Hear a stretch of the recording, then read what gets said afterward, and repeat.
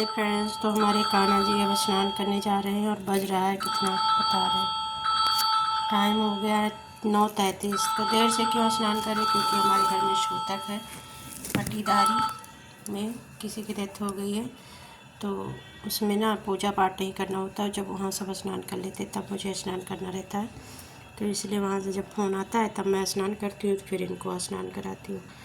तो जब आपके घर में सूतक हो, ऐसा कुछ परिस्थिति हो, तो आप सबकी पूजा बंद कर सकते हो, पर हमारे लड्डू गोपाल की पूजा निरंतर रहती है। इनकी पूजा नहीं बंद होती है, क्योंकि बाल रूप की पूजा होती है, तो इनकी पूजा निरंतर रहती है। तो किसके किसके घर में ये मान्यता है बताइएगा कमेंट करके, कि जब घर में कोई सूतक होता है तो आप पूजा पाठ बंद कर देते हो। पर आपके घर में लड्डू गोपाल है तो आप क्या करते हो? क्या लड्डू गोपाल को मतलब 13 दिन तक, हमारे उधर तो 16 दिन तक होता है, 16 होता है, तो क्या 16 दिन तक हम अपने लड्डू गोपाल को भूखा और बिना नहलाए धुलाए रखें? ऐसा तो नहीं हो सकता है।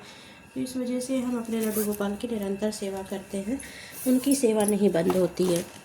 बाकी सब लोगों की सेवा बंद रहती है, स्थगित रहती है। तो हमारे लड्डू गोपाल बस ये होता है कि मतलब जैसे धूप बत्ती नहीं करते, इनकी आरती नहीं करते हैं, बस वो नहलाना धुलाना, भोग लगाना।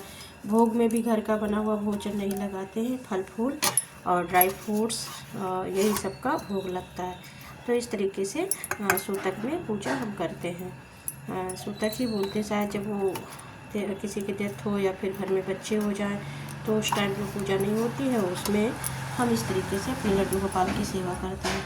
मैं भी पहले कंफ्यूज रहती थी कि मैं क्या करूँ। फिर मैंने किसी को सुना तो उन्होंने बताया कि ऐसे आप पूजा कर सकते हो और उनके पास भोग का सामान रख सकते हो। तो जैसे ये होता है कि आपका माहवारी जैसे महीना है, तो फिर उसमें भी पूजा नहीं कर 5 दिन तक आप पवित्र रहते हो, 7 दिन तक, तो उसमें भी पूजा नहीं करते हो। पर उसमें हमें डेट पता होता है कि हाँ ये डेट है मेरा, तो उसके पहले इनकी सारी व्यवस्था कर देते हैं। जैसे भोग के लिए सारी चीज़ें रख देते हैं, तो वो सब भोग लग जाता है, तो उस तरीके से हो जाता है। लेकिन अब किसी की मृत्यु तो वो तो आप नहीं जानते ना, कब किसकी मृत्यु हो जाए, कब कहाँ पे हो जाए, तो उसमें आप पहले से कैसे कान्हा जी की व्यवस्था करेंगे? तो इसलिए उसमें ये है कि आप कान्हा जी की सेवा निरंतर जारी रख सकते हो, इनकी पूजा होती रहती है। तो अभी मैं कान्हा जी स्नान कर रहे हैं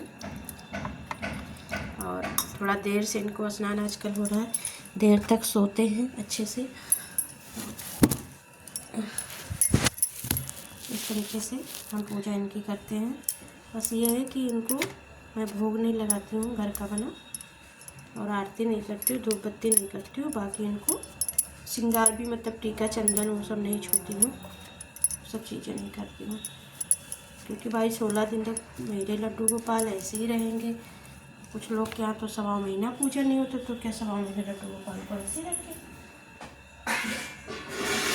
तो गृहस्थ आश्रम में बहुत सारी छूट है, नियम अलग है गृहस्थ आश्रम की। जो सन्यासी हैं उनकी पूजा का नियम अलग है, और जो गृहस्थ जीवन है जिनका, उनके पूजा करने का नियम अलग है।